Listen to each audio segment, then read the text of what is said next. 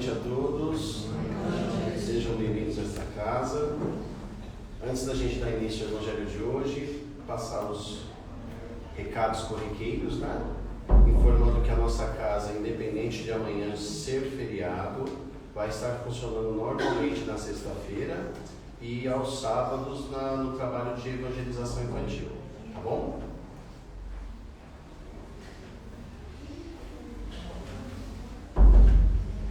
Vamos então nesse momento buscar o nosso pensamento do nosso Pai Maior, acalmar os nossos corações, serenarmos de todo pensamento negativo, de toda a nossa correria cotidiana e juntamente com os nossos amigos espirituais aqui presentes, agradecer esta oportunidade de estarmos aqui, podendo refletir sobre o Evangelho do Cristo, podendo buscar as respostas das nossas dúvidas, podendo nos tratar dos nossos males e buscando a nossa reflexão e a nossa melhoria. E assim, gratos ao nosso Pai Maior por estarmos aqui reunidos, pedimos licença para dar início ao Evangelho na noite de hoje, louvando a Deus a prece que Jesus nos deixou. Pai nosso que estais no céu, santificado seja o vosso nome.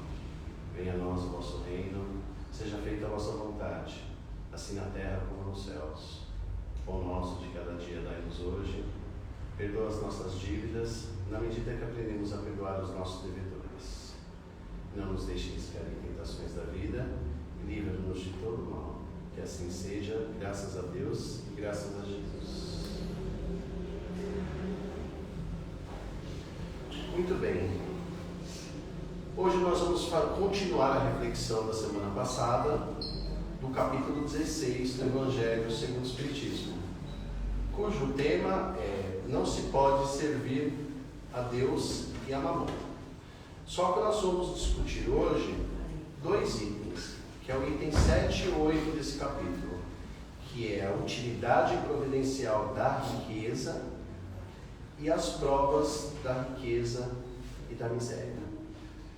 Esse trecho desse capítulo do Evangelho, ele está fundamentado numa passagem do Cristo, numa citação de Jesus, que está em Mateus, no capítulo 19, versículos 16 a 24. Eu vou pedir licença para ler para vocês, que diz o seguinte: é mais fácil um camelo passar pelo buraco de uma agulha do que um rico entrar no reino dos céus. Então Jesus diz muito claramente: é mais fácil um camelo passar pelo buraco de uma agulha do que um rico entrar no reino dos céus. Primeiro ponto a esclarecer, eu não sei se todos têm essa compreensão, eu pelo menos acho que eu demoro uns quase 40 anos para compreender. É que a palavra camelo não significa aquele animal que a gente costuma ver no ambiente do deserto. A palavra camelo que Jesus quer dizer aqui é uma corda. Então fica muito mais fácil eu ler, é mais fácil uma corda. É uma corda, se vocês verem a imagem, uma corda bem grossa. É mais fácil uma corda bem grossa passar, entrar num buraco de uma agulha, que todo mundo sabe que é pequeno, do que um rico entrar no reino dos céus. Então, quando a gente analisa essa passagem do Cristo, e se nós levamos ao pé da letra, ele está querendo dizer o seguinte, que rico não vai passar para o reino dos céus, se a gente levar ao pé da letra. Mas cabe entender que, obviamente, Jesus não quis dar esse sentido. Jesus, como nosso Pai Maior, nunca foi contra a riqueza. Porque eu entender que Jesus ou Deus é contra a riqueza, significa dizer que Deus é injusto. Significa dizer que seria irracional da parte de Deus distribuir a riqueza para alguns, sabendo que esses alguns irão para a perdição. Deus não seria bom, justo, benevolente, onisciente, se nós levássemos essa passagem do Cristo ao pé da letra. Então, obviamente que Jesus também não quis dizer que o rico está proibido de entrar no reino dos céus por uma simples questão material. Até porque se a riqueza não fosse permitida por Deus, Deus não teria colocado a riqueza na terra. O que acontece é que compete a nós, seres humanos, fazer o bom uso da riqueza. Não é a riqueza que é o problema, é o uso da riqueza.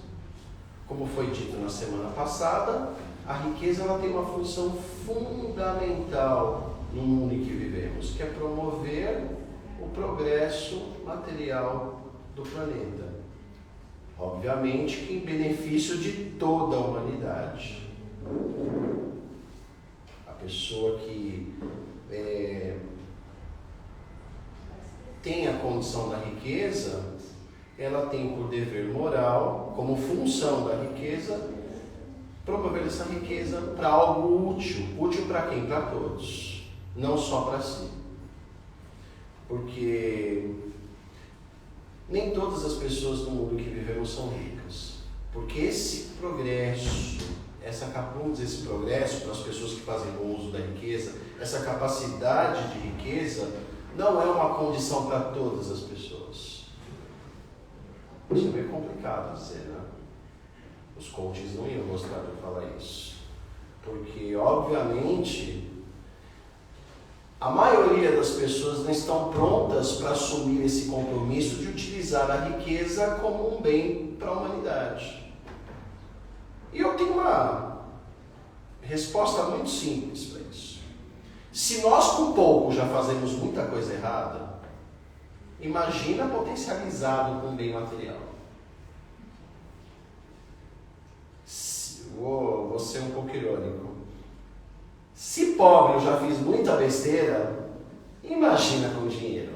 Então é melhor nem discutir esse assunto, né? A riqueza, teoricamente, deve ser dada para aqueles que têm a condição moral de promover a riqueza para o bem-estar da humanidade. Mas mesmo aqueles que recebem a riqueza, não apresentam, na maioria das suas vezes, a condição moral para servir essa riqueza para a humanidade. Eles fraquejam espiritualmente. E, para a gente fazer uma reflexão um pouco mais aprofundada, vamos ver o que o Kardec pergunta para os espíritos em relação à riqueza. No capítulo 3, parte 3, livro 3 do Livro dos Espíritos, cujo tema é desigualdade das riquezas. E aí nós vamos na questão 811. Olha que interessante. Kardec faz a seguinte pergunta: a igualdade absoluta das riquezas é possível e alguma vez já existiu? Os espíritos respondem com duas frases: não, ela não é possível. Então nem todo mundo não será rico. A igualdade da riqueza é impossível, ela não é possível. A diversidade das faculdades e do caráter entre os homens se opõe a essa igualdade. É a mesma coisa que eu dizer assim: eu vou dar 10 milhões de reais para cada um. O que vai definir o bom uso para o bem coletivo desse dinheiro? Vai ser a questão do caráter. O caráter e da propriedade que cada um tem de fazer com que essa riqueza seja aproveitada. Então nem todos têm as mesmas faculdades, nem todo mundo tem o mesmo caráter para adquirir a riqueza. Então logo a riqueza não será igual para todos. Isso acaba com muita ideologia, mas eu não vou entrar nesse debate. E a 811A. Entretanto, há homens que acreditam que aí está o remédio para os males da sociedade. Tem pessoas que acreditam que a riqueza acaba o fim dos problemas sociais. Que dizeis disso? E os espíritos respondem: são posições sistemáticas ou ambições ciumentas. Eles não compreendem que a igualdade com que sonham seriam logo rompida pela força das coisas. Combatei o egoísmo, que é a vossa praga social, e não procureis fantasias. O que ele quer dizer é o seguinte: dizer que nós podemos ser iguais e todos ter acesso aos mesmos, digamos assim, as mesmas condições de riqueza, é uma coisa sistemática que não tem sentido, porque a força das coisas ia fazer com que isso fosse rompido, porque ninguém é igual. Um ia torrar o dinheiro em 2 minutos, outro em 2 anos, outro ia guardar no bolso, não ia gastar, o outro ia beber todo o dinheiro, o outro ia usar o dinheiro para tirar o do outro, e uma porcentagem muito mínima ia pensar em desenvolver a humanidade. Por isso que a prova da riqueza é uma prova muito complicada, porque a riqueza material ela é um condicionador do orgulho. Ela estimula o orgulho, ela estimula o nosso egoísmo, ela estimula a nossa sensualidade, a nossa vida sensual. Segundo os Espíritos, a riqueza é o laço mais forte que prende o homem na terra e é a coisa que mais desvia o pensamento do ser humano a Deus. Traduzindo numa linguagem mais simples, quando a pessoa está dinheiro, ela não se preocupa com Deus, muito menos com os outros. Isso é o que acontece na maioria das vezes. Então, logo, seria injusto eu falar que Jesus está dizendo que riqueza é algo ruim, porque o problema não está na riqueza, o problema está no ser humano, porque a riqueza bem aplicada, ela desenvolve a inteligência, ela desenvolve o progresso das pessoas, porque se não houvesse a riqueza, se não houvesse alguém que tivesse disposto a utilizar de um determinado poder material para desenvolver, como é que eu posso dizer, bens que garantisse a nossa melhor qualidade de vida e o nosso conforto na estadia desse corpo físico, provavelmente a gente não teria tomado um banho bem quente antes de vir para cá. Agora existe outro lado também. Existe a questão da pobreza, o oposto da riqueza, que é a miséria. Que, pela lógica, se fôssemos levar a pé da letra a palavra do Cristo, né? Cristo não quis dizer isso, é isso que eu quero dizer. Nós entenderíamos que a miséria, então, seria uma condição que pudesse conduzir à salvação, o que também é um ledo engano. Não, a miséria também é uma prova difícil. E aí os Espíritos também respondem no livro dos Espíritos, no mesmo capítulo, na parte 3, provas da riqueza e da miséria. Um pouquinho mais para frente, na questão 814 e 815. Olha o que Kardec pergunta para os Espíritos. Por que Deus deu a uns a riqueza e poder e outros a miséria? Ele é muito direto, né? A pergunta todo mundo já fez. Para experimentar cada um de maneiras diferentes. Aliás, vós já o sabeis, essas provas foram os próprios Espíritos que escolheram e muitas vezes nelas fracassaram. Então, tanto a riqueza quanto a miséria são formas de experimentação do Espírito, no qual, na maioria das vezes, o próprio Espírito escolhe. E na maioria das vezes, ele fraqueja. E a 815 diz o seguinte: qual das duas provas é mais terrível para o homem? A miséria ou a riqueza? E aí os Espíritos respondem: tanto uma como outra. A miséria provoca a lamentação contra a providência. Ou seja, Deus é injusto, olha a miséria que eu vivo. A riqueza estimula todos os nossos excessos. Então ambas as provas são provas difíceis.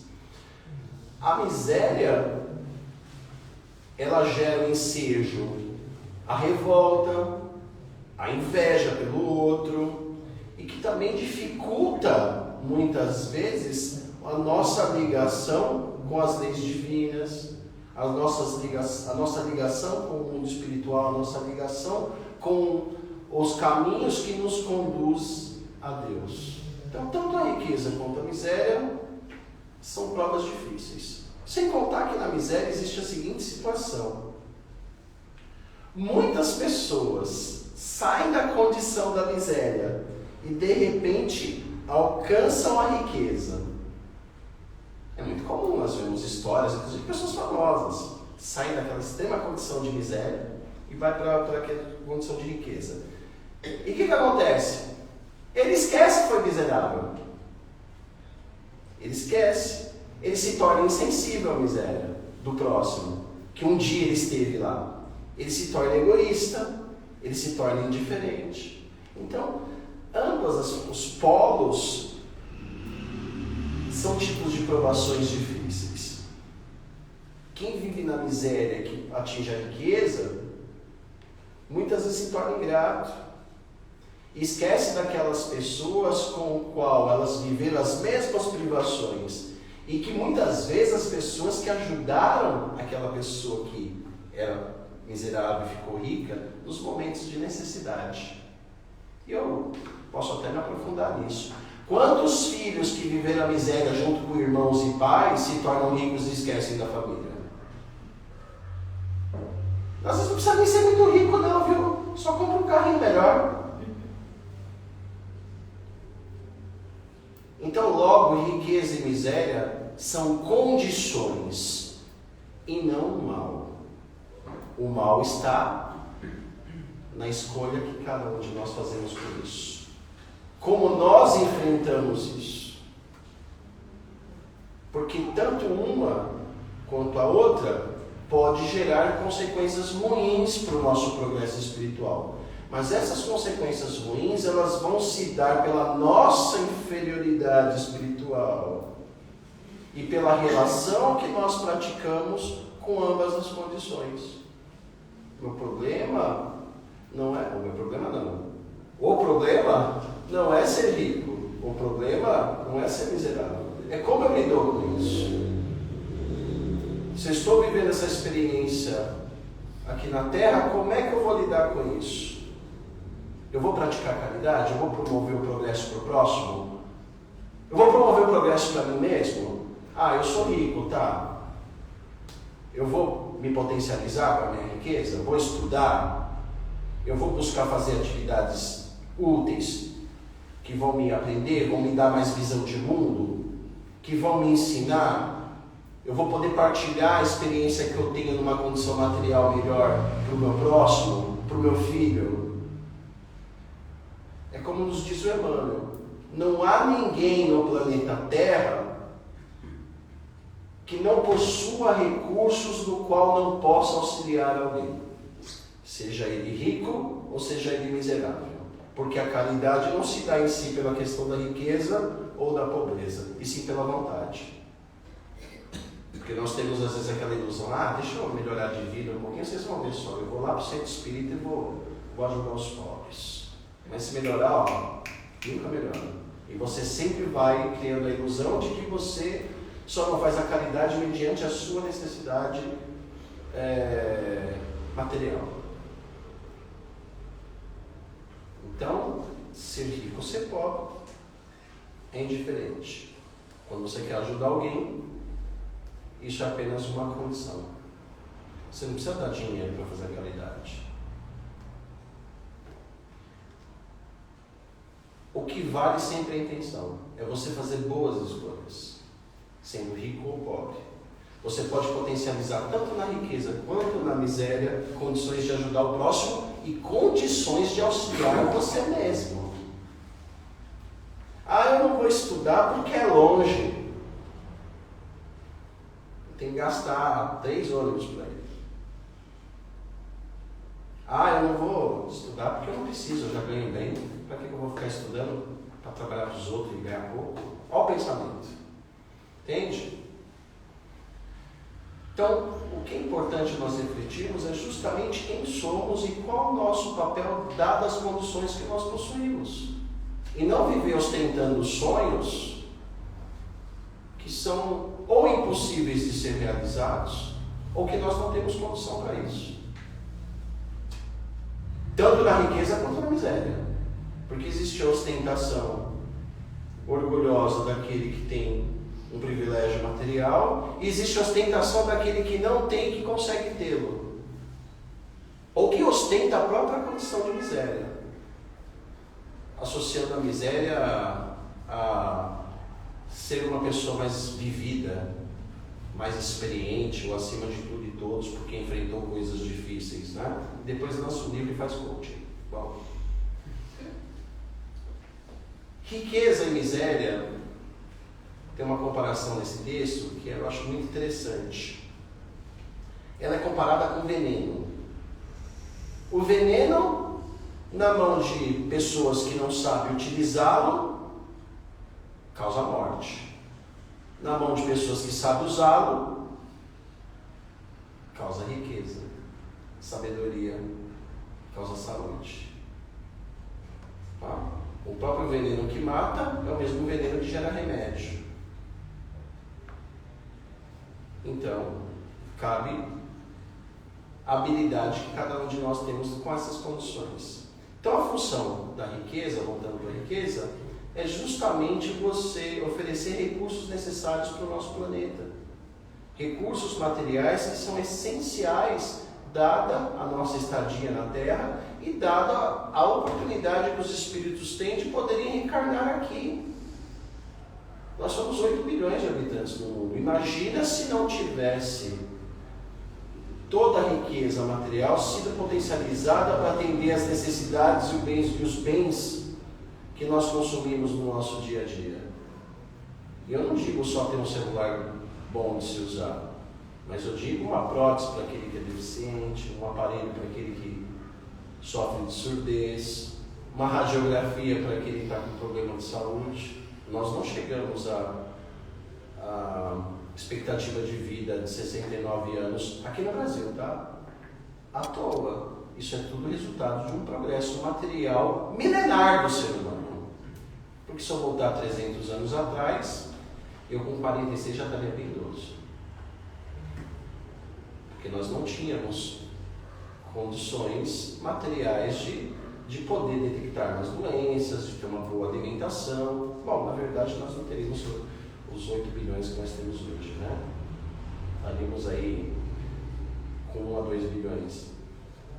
Então, o dever de nós como espíritos é trabalhar pela melhoria material do planeta, saneá-lo, para que tenha melhores condições de higiene, para que as pessoas possam sobreviver, atender a necessidade de receber a população, alimentar toda a população que cresce incessantemente. Essa é a função de todo espírito, e eu vou repetir, da melhoria espiritual do planeta. Nossa função não é virar rico. Cada um de nós pode contribuir para a melhoria material do planeta, independente da condição que nós temos. E como espírita eu vou fazer um alerta. Nós somos as futuras gerações do planeta. Nós vamos reencarnar. Nós vamos receber o planeta de acordo com o planeta que nós deixamos. Se nós tivermos a bênção de voltar para a Terra, tá? Nós vamos receber a Terra exatamente do jeito que nós estamos deixando. Se nós fizermos pelo bem da Terra, se todos tiverem o mesmo pensamento, nesse sentido, a Terra vai ser um planeta melhor. Se nós não fizermos, a Terra não vai ser um planeta melhor. E se nós não fizermos nada vai mudar. Né? Muitas vezes a gente no espírito fica, então quando eu volte daqui eu desencarno, volte daqui uns 200 anos, as coisas estejam melhor, né? Tenho descoberto cura. Como descoberto cura? Você está estudando para isso? Você vai voltar no planeta que você deixou. Talvez com um pouquinho de melhora aqui, um pouco de retrocesso ali, depende, né? Então, é importante nós pensarmos a riqueza nesse sentido, porque a riqueza ajuda a desenvolver o planeta, ajuda a desenvolver a própria ciência. Por meio da ciência, o ser humano progride materialmente, melhora a qualidade de vida e o bem-estar da população. Por que a riqueza tem a ver com ciência? Quanto se investe para você? Quanto Santos Dumont investiu para criar o avião? Pega a história de Santos Dumont, do começo ao fim. O pai dele era o maior produtor de café do Brasil, imagina. Começo do século, você ser o maior produtor de café do Brasil, imagina a riqueza que esse cara tinha. O pai dele morreu cedo e falou, é tudo seu, vou vender tudo, vou deixar tudo em dinheiro. Vendeu para uma empresa famosa aí e deixou todo o dinheiro para ele. Ele podia, sei lá, ter ostentado, ido para os bailes da vida, gastado bastante nas noites de São Paulo, da época, né, que tinha, não mudou muita coisa. Não, vai lá para Paris estudar. Vai lá para Paris estudar, vai lá conhecer a elite intelectual de Paris, vai conversar com as pessoas que já mexiam com balão, porque o sonho dele era voar. E tudo que ele desenvolveu foi pensando na sociedade. Ele não quis um direito autoral de tudo aquilo que ele inventou.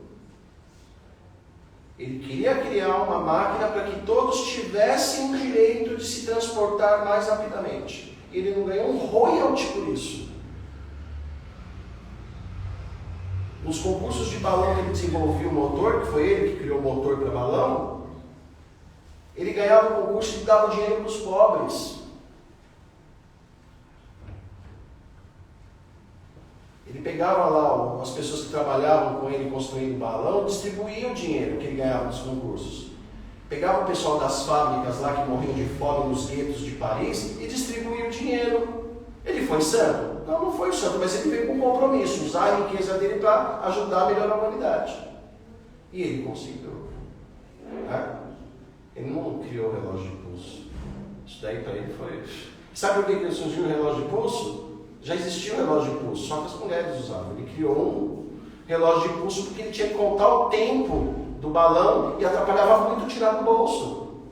Não foi por vaidade. Então olha que interessante. É por meio da riqueza que nós transformamos descobertas em realidade. Nós projetamos o nosso pensamento, nós materializamos o nosso pensamento. Futuramente, a própria ciência, ela vai ajudar inclusive a compreender as verdades espirituais. Ela vai buscar isso.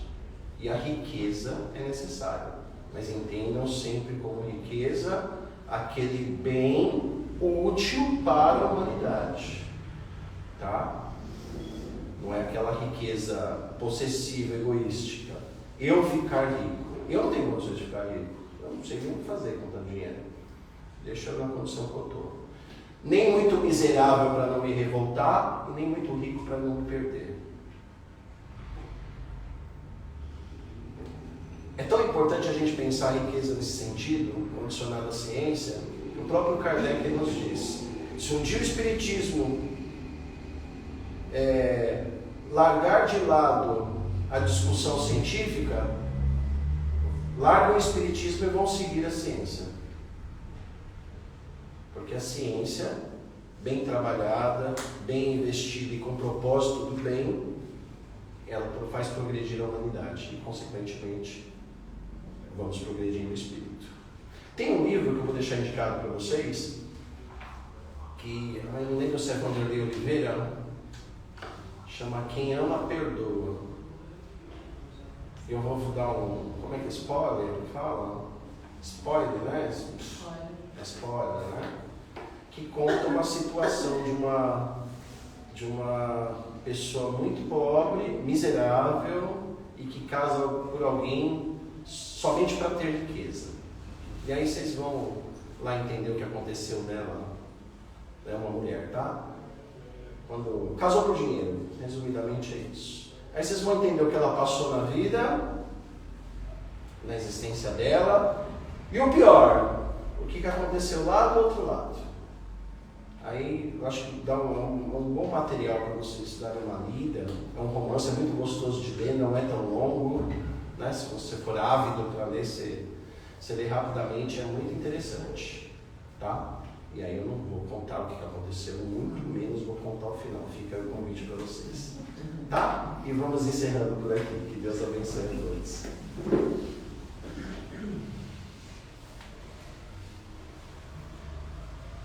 Vamos então nesse momento agradecer a Deus, a Jesus, agradecer aos amigos espirituais por mais essa oportunidade de refletir sobre os ensinamentos do nosso Mestre, que essas reflexões possam tocar o nosso coração,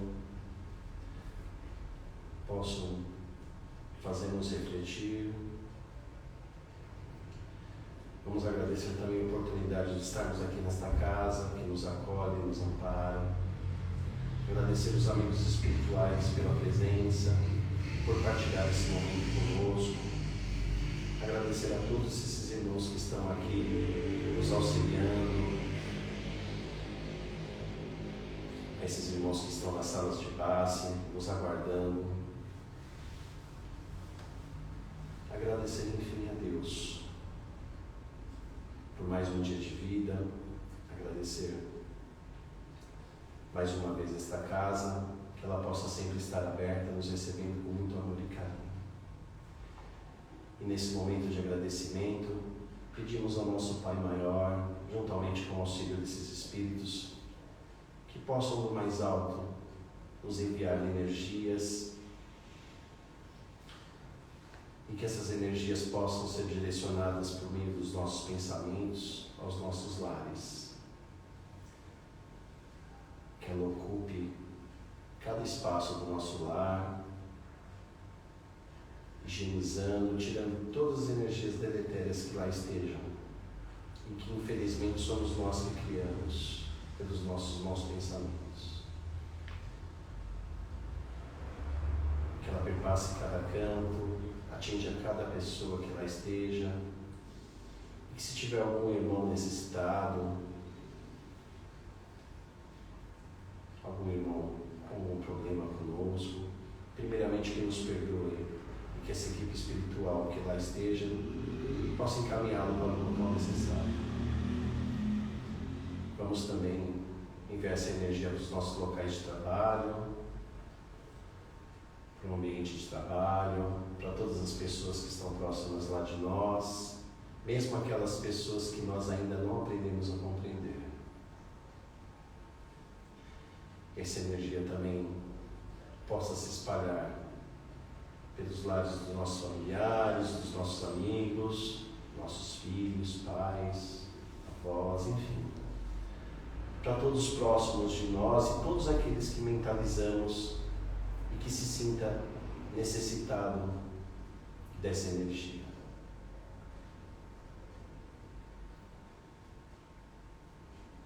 E que ela também se multiplique para todos os necessitados nas ruas, todos os necessitados nos presídios, nos hospitais, a todos aqueles necessitados no qual essa energia possa alcançar, de acordo com o merecimento de cada um.